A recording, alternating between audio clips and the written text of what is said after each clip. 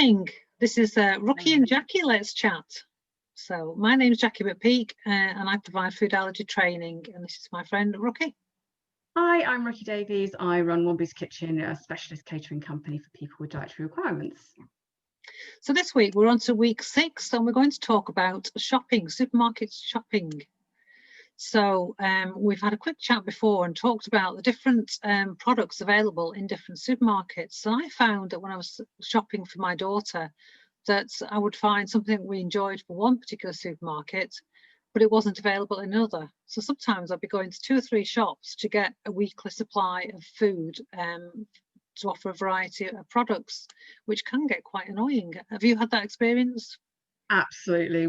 There are certain things I buy from Sainsbury's. There are certain things I buy from Asda. You know, dairy-free biscuits I always buy from Aldi or Tesco's because they're the only ones that do it. Always, I'm going to. So when I do go to these supermarkets, I stock up on them hugely, so I don't have to keep going back to them because it's so frustrating having to go to loads of different ones every week. Yeah, it's hard work. And my daughter's in a student house at the moment, so her supplies are quite limited in the shops near her. So over Christmas she was telling me just before Christmas, stock up on this and stock up on that. She'd found some lentil crisps, maple bacon flavoured, she quite liked. And they weren't available in the Tesco's near her. Would I get some in? So I felt like I was stocking up my trolley with lentil crisps because she can't have normal crisps. So she finds a flavour she likes, then, well, can you get me some of this? And like I say, Aldi and Lidl tend to have offers for a limited period. So if you go in and you're lucky to find it, it's like you say, just fill up your basket because it won't be there next time. Yeah. So I found I'm in online groups for dairy free on Facebook, and actually if you put something on, a lot of people put products on, they're going, oh, I've just found this in Aldi, or I found this in Tesco's or whatever, and then you say, oh, but you know, buy it quickly because it's going to go. People will often, if they know that it's in other supermarkets, they'll actually let you know. So it's great. So they'll say, you know, you can find this in this aisle here, or you can find it in this place here. So I found that a really useful source of information for me from the whole dairy free sort of arena, I guess. But you do get to know it. I think for me, the thing that I find really hard is that even though you know you're going to these certain shops for certain foods, you still have to check the back of the packet to check the ingredients that are there. When Nathan was much younger, salt and vinegar Walker's crisps were dairy free, and then all of a sudden they changed them, and they went back about 6 months later, but for 6 months they had dairy in them. And it was literally by chance. You know, we were literally just turning the packet over, checking it, and we were like, oh my goodness, it wasn't on the front of the packaging saying new flavor or anything. So I find that time consuming. And obviously as you go on, you know products that will be okay, but when you're starting out, it can take a long time to do your supermarket shop, and if you're going to 3 or 4, then it takes even longer. Wow, it takes so long, doesn't it? And also you go to the free from aisle because most products there are suitable, but actually the free from products are not always suitable for your particular allergy. So I think there's also an assumption when you start off that, oh, it's free from, it's got a free from label, it's going to be free from 14 allergens, but it's not. You need to read the label carefully. It might be free from gluten, free from dairy, or free from milk. So unfortunately there was a case a couple of years ago where somebody bought his grandchild some chocolate from the free from aisle to celebrate the end of Ramadan, but he wasn't aware of this, and the little boy died. It's horrendous. Milk. So in training sessions I always take products in with me and show them to the group. And if you're catering, you know, in schools, etc., buying in free from products for you know, for the school, then please do check, because they're not free from everything. And I think it's very misleading, that title. I think it is, because you walk in there and it's that aisle and you kind of think, oh, this is my safe area, I'm going to be okay. It wasn't a free from aisle, but we were in Holland and Barrett, you know, this is 12 years ago, I think, when Nathan was just 1 year old. And they had rice cheese there, and they had another substitute cheese there as well, and I thought we'd used both of them before.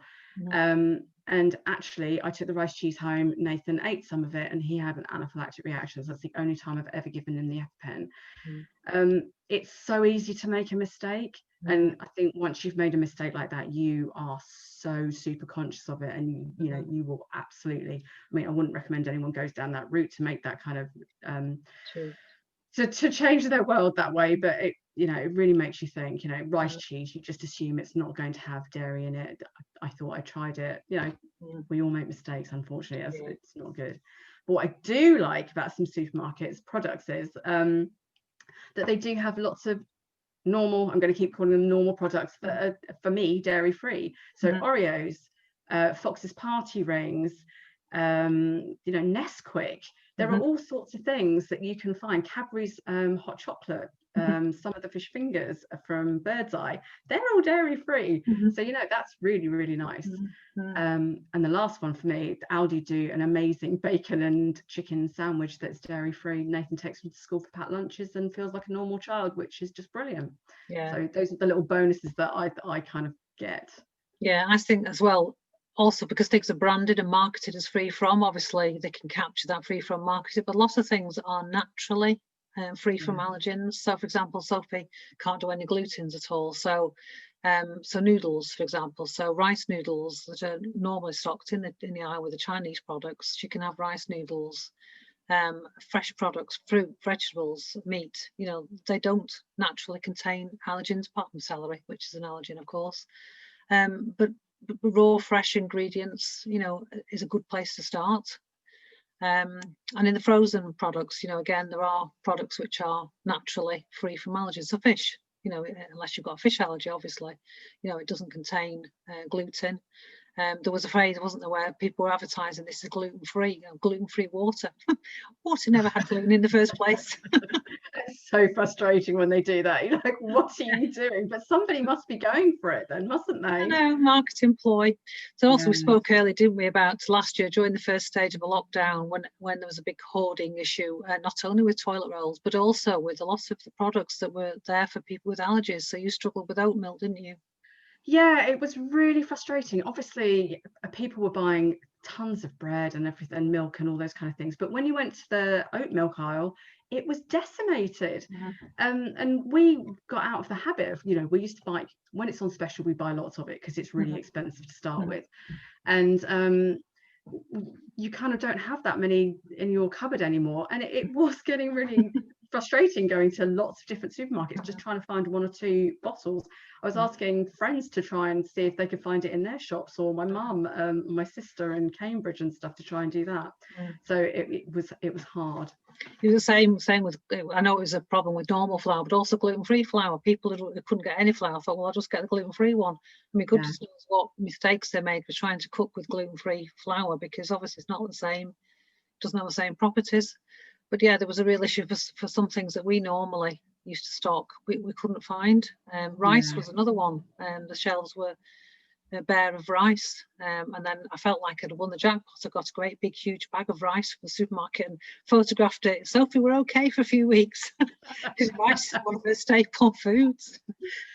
We've hit the jackpot. So yeah, that's crazy, isn't it? And I was making loads of cakes during lockdown, so I was doing lots of afternoon tea, so I was finding the same thing: icing sugar, vanilla bean paste, and flour. So I was buying 10-kilogram bags of flour and stuff and going, yes, I can work still. But yes, it's the little things that kind of drive you completely mad, aren't they? You mentioned Asda previously about their flour, which is great news. So I am really impressed with Asda's pricing policy on their free from goods, because what Jacqui was saying before was that if you have free from on your food, it's a license to hike the prices up as well. But Asda made a pledge, I don't know if this is official, I'm sure it is official, I heard it a couple of months ago, that they were going to price their free from goods the same as they would do their normal equivalent. So free from flour is normally about £1.50 per kilogram. But normal flour, I think, must be what, 30 or 40p a kilogram. Sure. Yeah. Astra dropped their prices to about 30 or 40p, which I just think is absolutely phenomenal. I've put that on the gluten-free group that I'm in as well, and you know, people are like, well, we'll go there. You know, you're going to get customer loyalty by doing that, which I think is brilliant. So makes a big difference. So shopping is a real issue. Like Rookie said, when you start off with an allergy or intolerance, trying to read the labels and trying to have the confidence to buy a product is really difficult. You know, you stand there studying and your shopping takes twice as long, at least. Definitely. So yeah, but you get to know which products work for you and which products don't.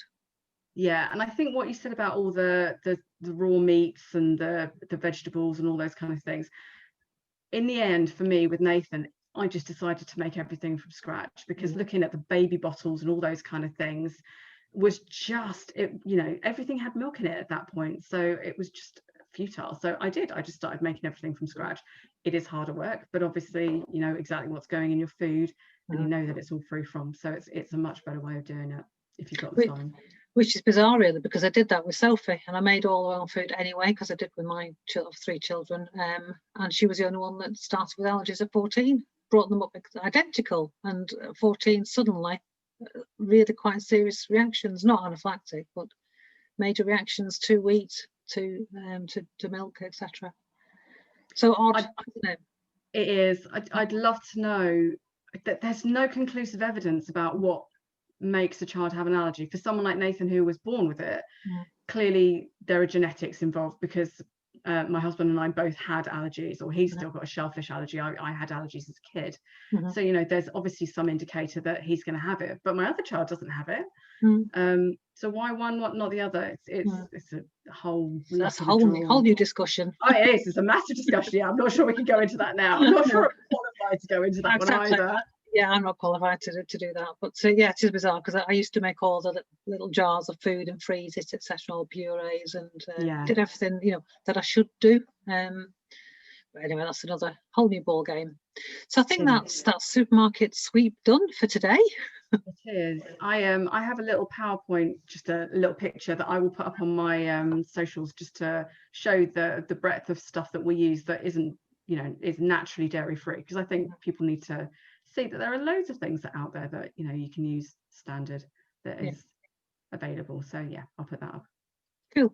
Great. So I hope you've enjoyed this week's chat about supermarket products, and we'll be back with you next week. Okay. See you next week. Bye.